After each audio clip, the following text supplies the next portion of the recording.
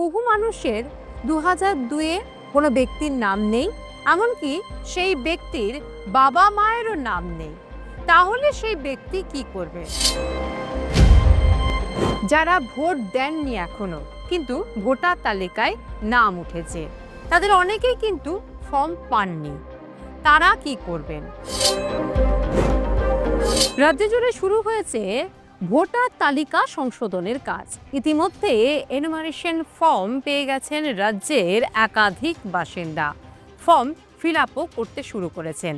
এই ফর্ম মূলত শেষবার যে এসআইআর হয়েছিল সেই অনুযায়ী করতে হবে, অর্থাৎ 2002 সালে ভোটার তালিকায় যাদের নাম রয়েছে সেই খসড়া তালিকার নাম অনুযায়ী কিন্তু এই ভোটার তালিকা বা ফর্ম পূরণ করতে হবে। কিন্তু অনেকেরই 2002-এ নাম নেই। এমন সব আসছে প্রশ্ন যে দেখা যাচ্ছে যে বহু মানুষের 2002-এ কোনো ব্যক্তির নাম নেই, এমনকি সেই ব্যক্তির বাবা মায়েরও নাম নেই। তাহলে সেই ব্যক্তি কি করবে?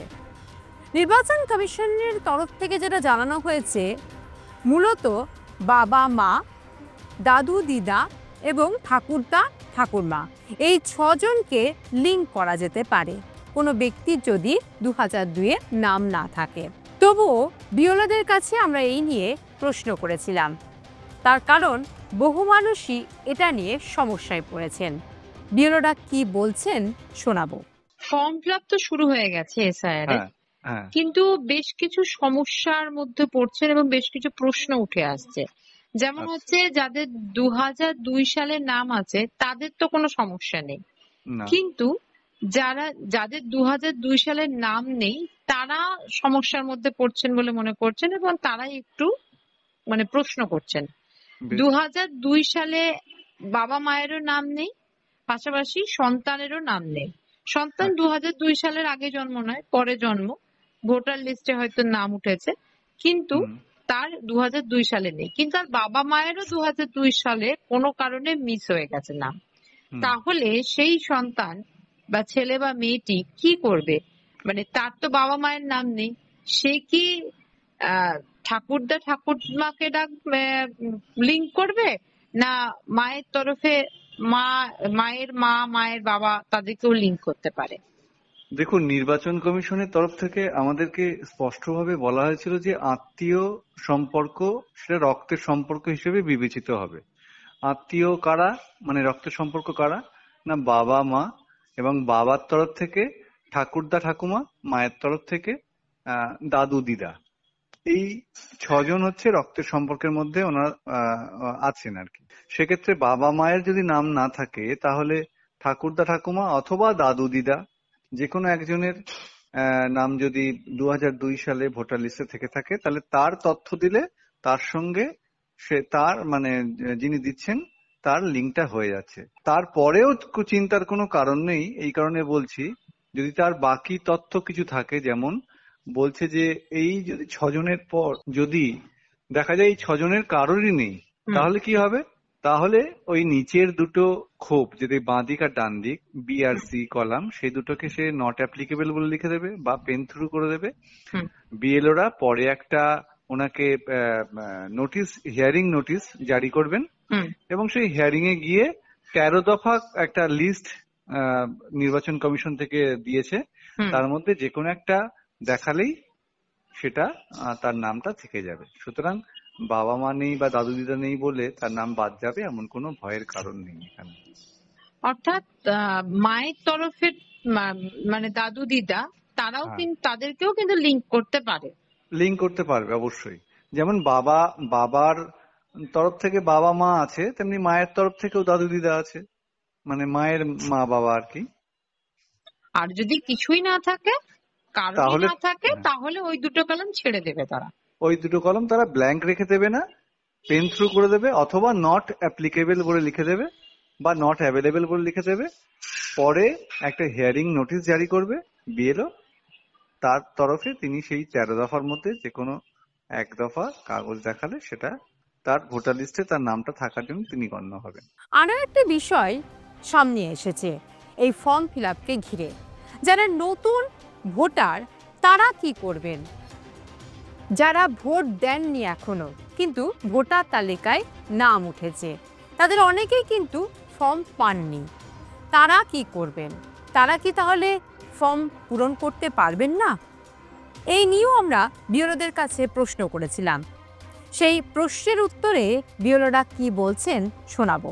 যারা নতুন ভোটার, অর্থাৎ 17 বছর, মানে হয়তো জানুয়ারিতেই 18 বছর হচ্ছে, বা 18 বছর হলে সদ্য হয়েছে, তাদের ভোটার লিস্টের নাম উঠবে, তারাও কি এসআইআর এ অংশগ্রহণ করতে পারে? না, ভোটার লিস্টে যদি নাম না থাকে সে তো আর এসআইআর এর অংশগ্রহণ করতে পারবে না। এখন সে যদি ধরুন নতুন ভোটার, যেমন এখন ফ্রিজ হয়ে আছে, এটা এই 9 তারিখে যে খসড়া তালিকা তো প্রকাশ পাবে, তারপর 31শে জানুয়ারি পর্যন্ত এটা সংশোধনের সময় থাকবে এবং নতুন ভোটাররাও সেই সময় অ্যাপ্লাই করতে পারবে। তো সেই সময় সে যদি করে, তখন যদি নির্বাচন কমিশন আমাদেরকে একটা দিয়েছে ম্যানুয়ালি অফলাইনে করার জন্য ফর্ম 6, তার সঙ্গে আপনার অ্যানেক্সার 4 বলে একটা, যেটা এসআইআর এর মতো একটা ফর্ম, সেখানে সে তার বাবা মা, দাদু দিদা, ঠাকুরদা ঠাকুমা এদের তথ্য দিয়ে সে অ্যাপ্লাই করতে পারে। তবে সেই কাজটা এখন মনে হয় বন্ধ আছে, ফ্রিজ করে রাখা আছে, যেহেতু এই কাজটা চলছে। ওইটা ওই 9 তারিখের পর থেকে 31 তারিখের মধ্যে ওনারা অ্যাপ্লাই করতে পারবেন। অর্থাৎ এটা কি শুধু যাদের নাম উঠেছে, অর্থাৎ ভোটার লিস্টে নাম উঠেছে তাদের, মানে 18 বছর হয়ে গেছে, তারাই পারবে?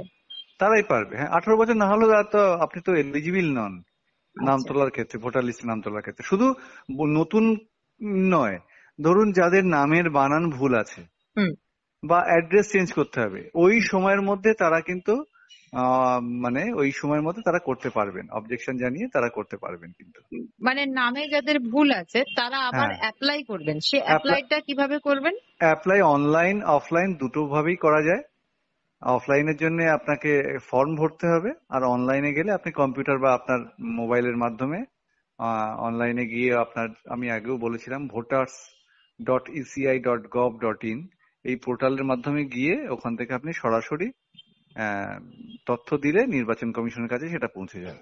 নাম ভুল সেটা ঠিক করতে অফলাইনে ফর্ম কোথা থেকে পাবে? অফলাইনে ফর্ম বিএলওদের কাছে, প্রত্যেকের কাছে আছে অফলাইন ফর্ম। এবং যারা নতুন নাম তুলবে বা নাম কারেকশন করবে, তাদের 2 রকম অপশন তাদের কাছে থাকছে। তারা বিএলওর কাছ থেকে ফর্ম নিতে পারে অথবা অনলাইনে করতে পারে, 2 রকমই অপশন তাদের কাছে থাকছে। সেটা কি ফর্মটা এখনই নিতে হবে না পরে নিতে হবে? এখনই বিএলওরা যাচ্ছে, নিয়ে রাখতে পারে যদি সে মনে করে আমি অফলাইনে করব, আর যদি সে মনে করে না আমি অনলাইনে করব, তাহলে সে তার ইচ্ছে মতো করতে পারে। জমা কোথায় দেবে? জমা বিএলওদের কাছেই দেবে। ফর্ম ফিল আপ প্রক্রিয়া শুরু হয়েছে, জমাও পড়তে শুরু করেছে। তারপর বেরোবে খসড়া তালিকা। এই খসড়া তালিকায় যাদের নাম থাকবে তাদের নাম তো বাদ যাবে না, কিন্তু যাদের নাম থাকবে না তাদের কাছে হিয়ারিংয়ের চিঠি যাবে। সেই হিয়ারিংয়ে তাদেরকে নির্বাচন কমিশনের সিলেক্ট করে দেওয়া 11টি তথ্যের মধ্যে একটি তথ্য জমা দিতে হবে, তাহলেই কিন্তু নাম বাদ পড়বে না।